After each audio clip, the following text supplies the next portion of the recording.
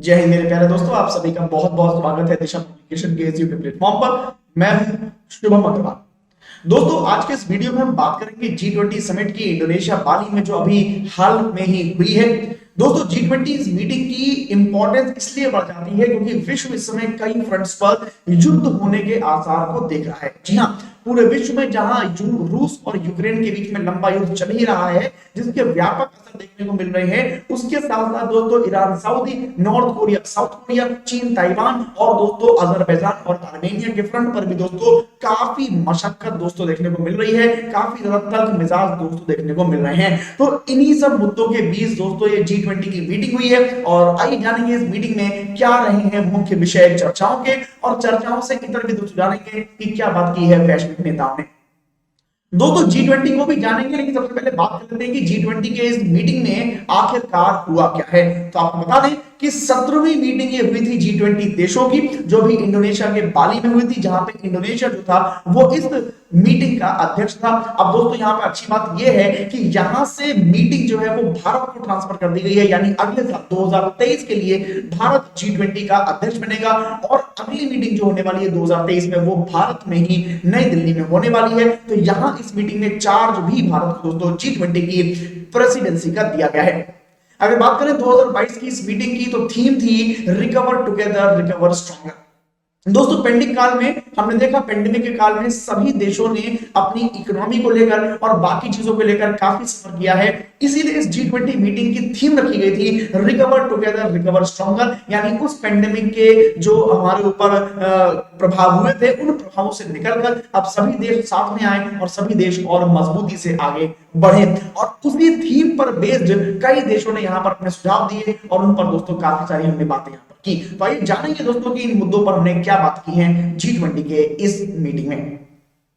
दोस्तों, सबसे पहले अगर बात करें हम लोग G20 की इस मीटिंग की, तो G20 की इस मीटिंग में सबसे पहला हम लोग देखते हैं कि यहां पर क्या क्या चर्चाएं हुई हैं और क्या क्या मुख्य बिंदु रहे हैं, क्या क्या आउटकम रहे हैं इस समिट के। सबसे पहला जो आउटकम है, जो दोस्तों बिल्कुल ही सब लोग अनुमान लगा रहे थे कि ऐसा होगा, और वो है रशिया के एग्रेशन को कंडेम करना, उसकी आलोचना करना। ये तो पॉसिबल था, ये तो था ही दोस्तों, ये होना ही था, सब चाहते थे। तो इस मीटिंग में यही हुआ, लगभग हर एक देश ने रशिया का जो एग्रेशन है, रशिया के द्वारा जो यूक्रेन पर हमला किया गया, उसको हड़पा गया, उसका दोस्तों यहाँ पर विरोध किया, उसकी आलोचना की और उसके लिए तीखी प्रतिक्रिया अपनी जाहिर की है। साथ ही साथ ये भी डिमांड की है सभी देशों ने कि किसी भी तरह की शर्त लगाए बिना रशिया को यूक्रेन से अभी तुरंत वहां से निकलना चाहिए, अपनी सेनाओं को वहां से निकालना चाहिए। हालांकि इसी मीटिंग में दोस्तों यहां पर यह भी देखा गया कि कई यहां पर जो मेंबर्स थे, उन्होंने दोस्तों यहां पर अपने व्यूज रखे, अपनी दोस्तों डिफरेंट असेसमेंट दी, डिफरेंट टेंशंस और सिचुएशन लगाने की बात करी, और कुछ यहां पर दोस्तों यहां पर नरम रुख भी देखने को मिला। हालांकि अधिकतर देशों ने यहां पर यही कहा कि किसी भी तरह के प्रतिबंध लगाओ या और तरीके अपनाओ, किसी भी तरीके से रूस को जो यूक्रेन में वो कर रहा है उसको बाहर निकालो। इस चीज पर बहुत स्ट्रांगली सभी देशों ने एक साथ एक आवाज दोस्तों बात की है। अब इसके द्वारा उम्मीद लगाई जा रही है कि आगे आने वाले दिनों में रशिया पर कुछ प्रतिबंध लग सकते हैं या और बड़े एक्शन पश्चिमी देशों और अमेरिका से देखने को मिल सकते हैं। सबसे पहले बात करेंगे, दूसरी बात करेंगे फोकस ऑन ग्लोबल इकोनॉमी। दोस्तों, जिस प्रकार इसमें विश्व चल रहा है, तो इकोनॉमी पर बहुत बुरा असर पड़ रहा है। हर एक देश इस समय महंगाई की मार से बढ़ा हुआ है, हर देश में महंगाई बढ़ रही है। अब उसके कारणों की बात करेंगे, कारण अलग अलग हो सकते हैं, लेकिन सभी देशों में महंगाई दोस्तों तेजी से बढ़ रही है। महंगाई बढ़ने की वजह से सभी देशों को ब्याज दरें बढ़ानी पड़ रही हैं, और ब्याज दरों को बढ़ाने की वजह से जो इकोनॉमी है वो दोस्तों डाउन हो रही है, इकोनॉमी वहां पर गिर रही है। तो G20 की मीटिंग में यहां पर इकोनॉमी को लेकर बात हुई, क्योंकि G20 के देश वो देश हैं जो पूरी दुनिया की 80% जीडीपी को रिप्रेजेंट करते हैं और 75% ट्रेड को भी रिप्रेजेंट करते हैं। तो यहां पर इसको लेकर बात हुई कि सभी देश देख समझकर बहुत ही सतर्कता से अपनी इंटरेस्ट रेट को बढ़ाएं, उससे इन्फ्लेशन कम होने में मदद मिलेगी, सही बात है, लेकिन इकोनॉमी भी डाउन नहीं जानी चाहिए। सभी को यही कहना था कि कोविड-19 के पेंडेमिक के दौर में सभी इकोनॉमी बहुत बुरी तरीके से नीचे आई है, तो उसको भी इंप्रूव करने का प्रयास सभी देशों को करना होगा और इसमें एक बैलेंस बना के चलना।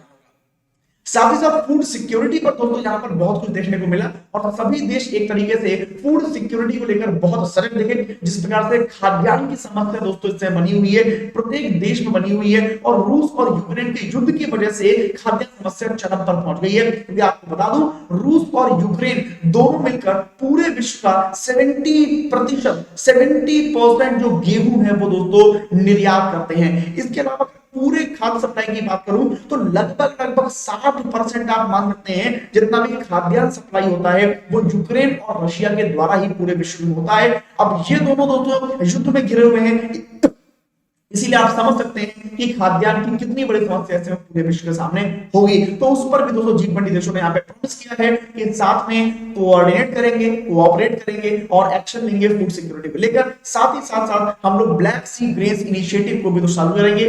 ब्लैक सी इनिशिएटिव का मतलब है कि रूस और यूक्रेन के द्वारा पूरे विश्व को लगभग ब्लैक सी के रास्ते से ही दोस्तों खाद्यान्न की सप्लाई होती थी, बट वो अभी रशिया की वजह से ब्लॉक है, वहां से जहाज नहीं निकलने दिए जा रहे हैं और इसी वजह से दोस्तों सप्लाई रुकी हुई है। साथ ही साथ पश्चिमी देशों ने सैंक्शंस भी लगा रखे हैं रशियन गेहूं पर, इसीलिए रशिया अपने गेहूं को सप्लाई कर नहीं पा रहा। इस पर दोस्तों बात करने की यहाँ पे बात करी है कि इस पर कोई ना कोई रास्ता निकाला जाए।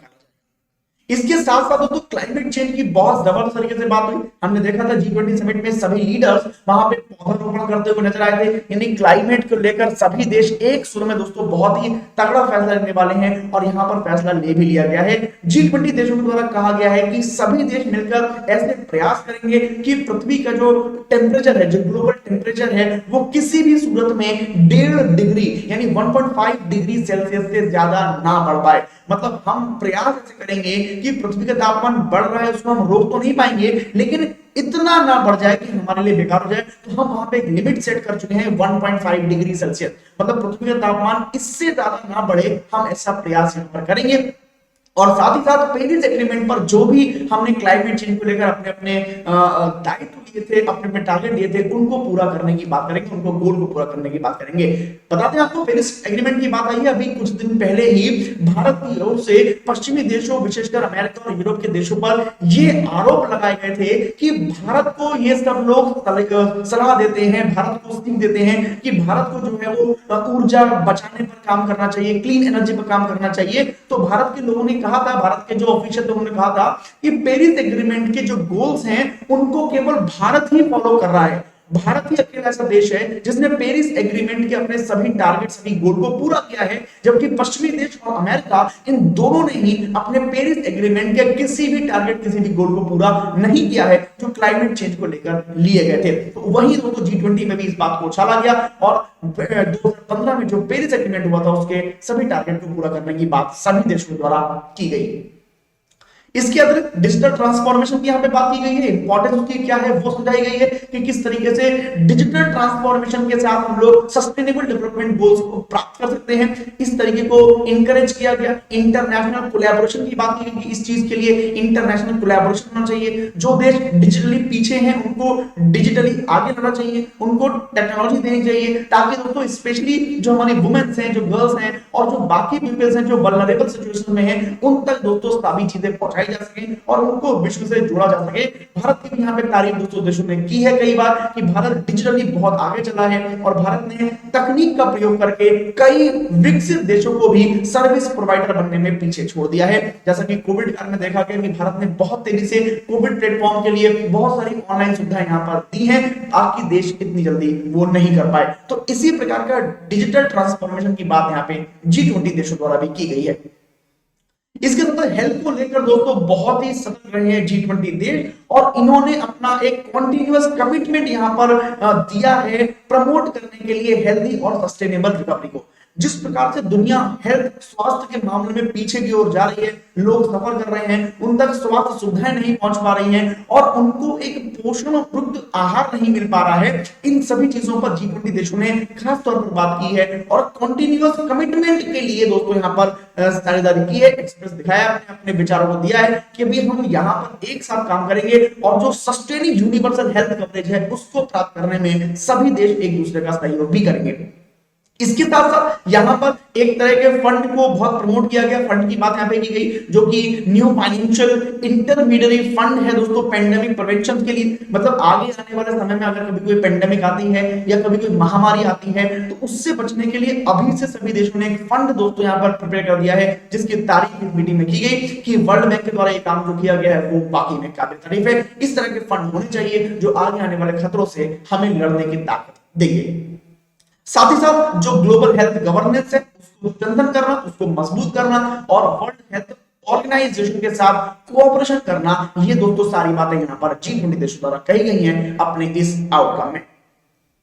अब बात दोस्तों आती है कि G20 देशों के सामने कौन कौन से इस समय चैलेंजेस हैं जिनसे G20 देशों को हर हाल में निपटना ही होगा। तो उसमें सबसे बड़ा चैलेंज है दोस्तों वो है रशिया का इन्वेजन यूक्रेन पर। तो ये कहानी बहुत लंबी चौड़ी हो जाएगी अगर हम रशिया की बात करें। जैसा कि सभी देश जानते हैं कि इस समय अगर देखा जाए तो प्रॉब्लम्स जो बहुत सारी हैं वो रशियन इन्वेजन की वजह से ही दोस्तों यहां पर आई है। रशियन इन्वेजन की वजह से प्रॉब्लम आई है। चाहे आप खाद्यान्न की समस्या देखें वो भी रशिया यूक्रेन युद्ध की वजह से है। अगर आप महंगाई की आप बात करेंगे तो महंगाई भी रशिया की वजह से आई है। रशिया ने यूक्रेन पर हमला किया, उसके बाद पश्चिमी देशों और अमेरिका ने रशियन ऑयल और गैस पर प्रतिबंध लगा दिया। रशियन ऑयल गैस पर प्रतिबंध लगा तो ऑयल गैस के दाम बढ़ गए। जब दाम बढ़ गए तो पश्चिमी देशों और खासकर अमेरिका और यूरोप के देशों में ये महंगाई बढ़ती चली गई। महंगाई बढ़ी तो भाई इकोनॉमी डाउन हो गई। ये सारी कहीं ना कहीं चीजें उस चीज से जुड़ी हुई हैं, उस चीज से जुड़ी हुई हैं। तो सबसे बड़ा चैलेंज जो है G20 देशों के सामने वो यही है कि किस प्रकार से इस रशिया और यूक्रेन की बात को सुलझाया जाए और इसको यहां से खत्म किया जाए। क्योंकि अगर ये खत्म नहीं होगा तो दोस्तों आगे चीजें कहानी बढ़ती जाएंगी और आगे दोस्तों कहानियां बहुत बिगड़ती जाएंगी।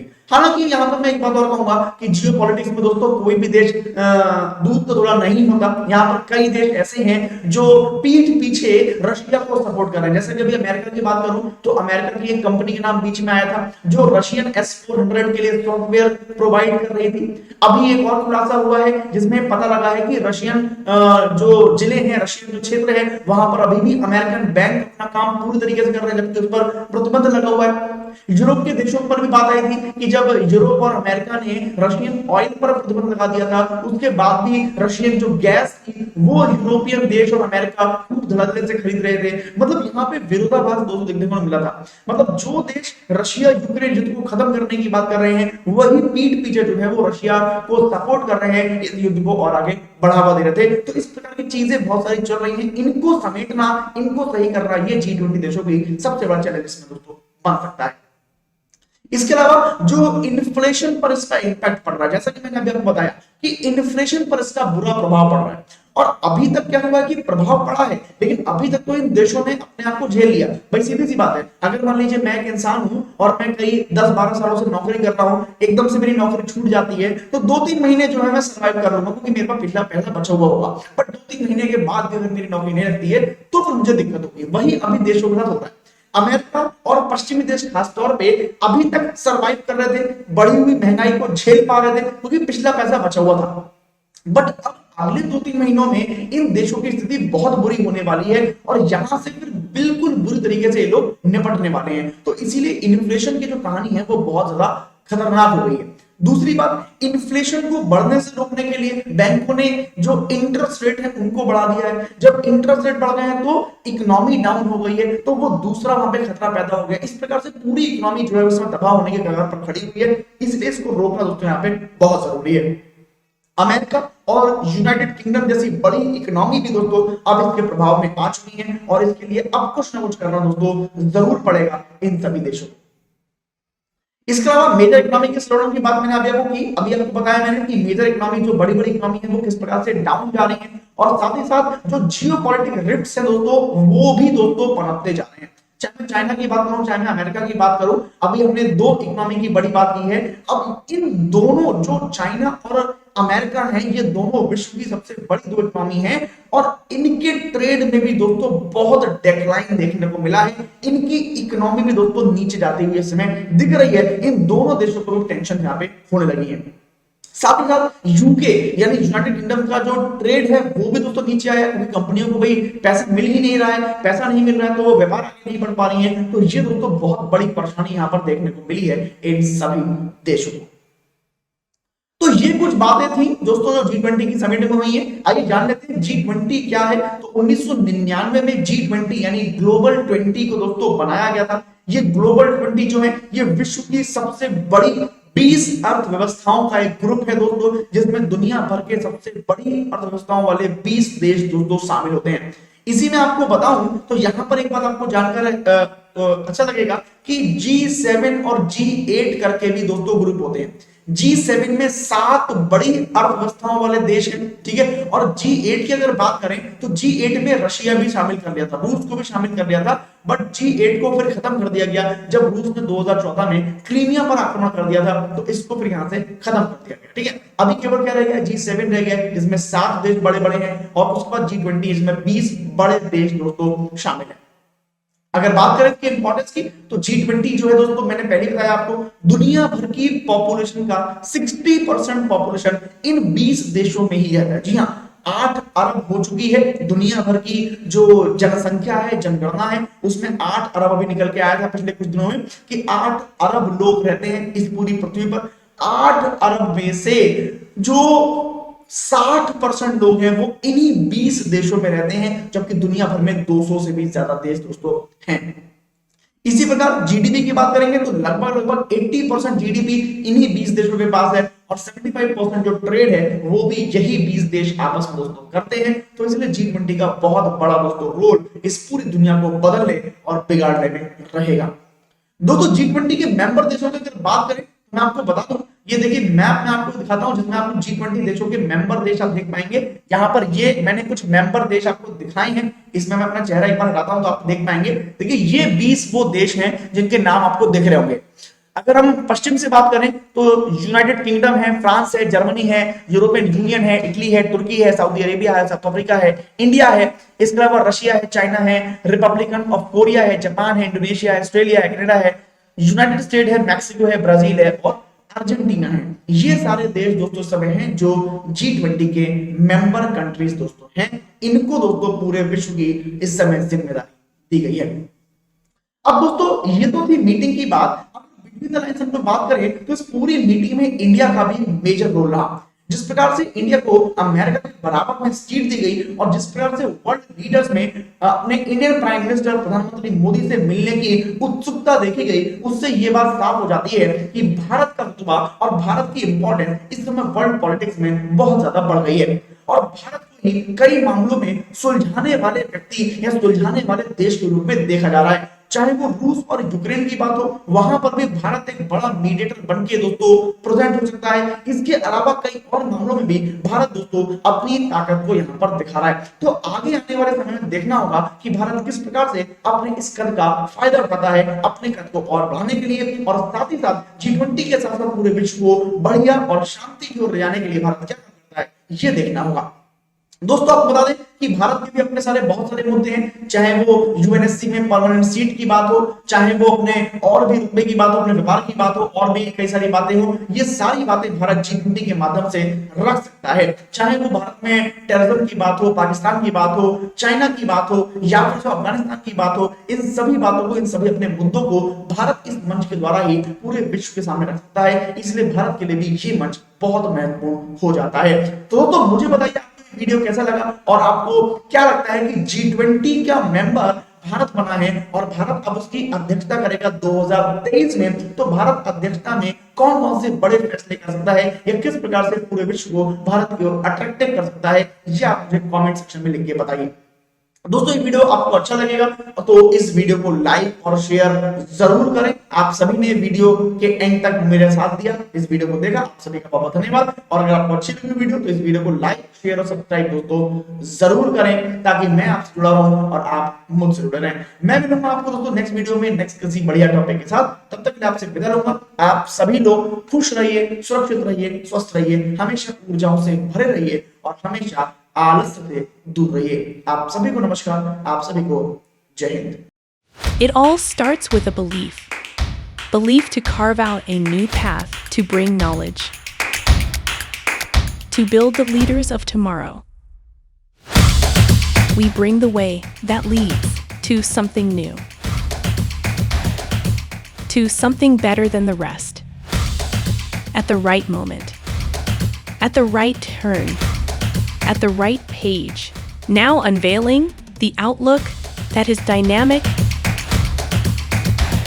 accessible, and progressive.